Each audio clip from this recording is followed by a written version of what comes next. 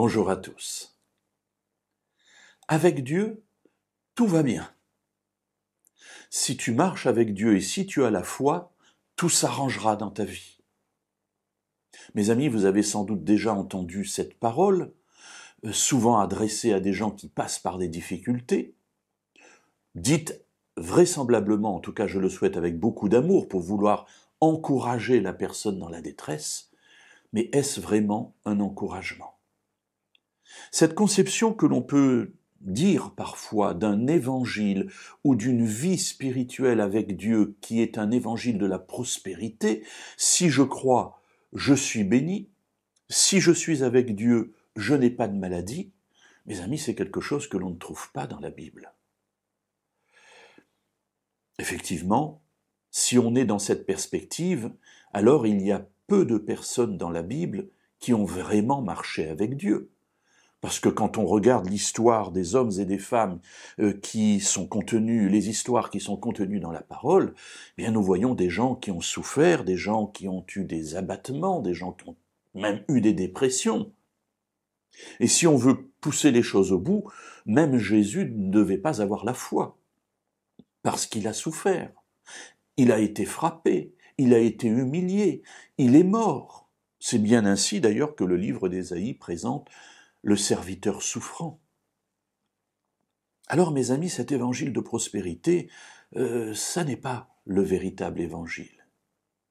Dans la Bible sont consignées l'histoire d'hommes et de femmes comme vous et comme moi, des gens qui passent par des moments extraordinairement beaux, tant dans leur vie physique que dans leur vie mentale, que dans leur vie spirituelle, et puis par d'autres moments, parfois de grande détresse.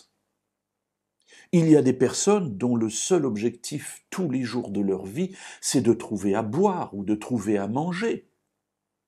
Vous ne pouvez pas dire à ces personnes, si tu crois en Dieu, tout ira bien. Parce que non, tout n'ira pas bien.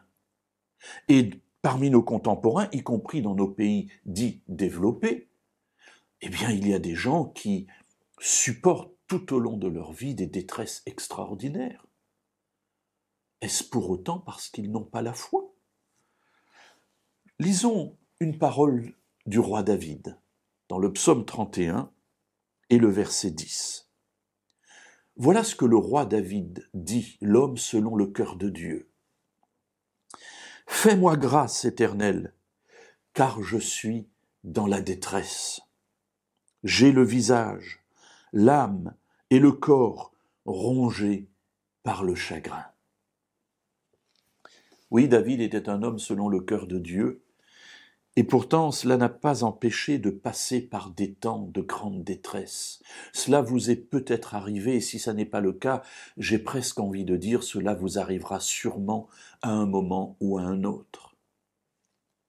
Mes amis, ce n'est pas la détresse qui détermine notre communion avec Dieu.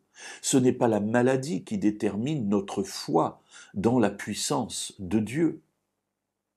Notre communion avec Dieu est là pour nous soutenir, y compris, et j'allais dire, et surtout, lorsque nous sommes dans les difficultés et dans la détresse. Ici, David dit bien, j'ai le visage, l'âme et le corps rongés par le chagrin. Je suis dans la détresse. Alors oui, David était un homme selon le cœur de Dieu, mais il était humain. Ce qu'il a su, c'est toujours, dans ces moments, se tourner vers celui dont il tirait toute la force et toute l'espérance.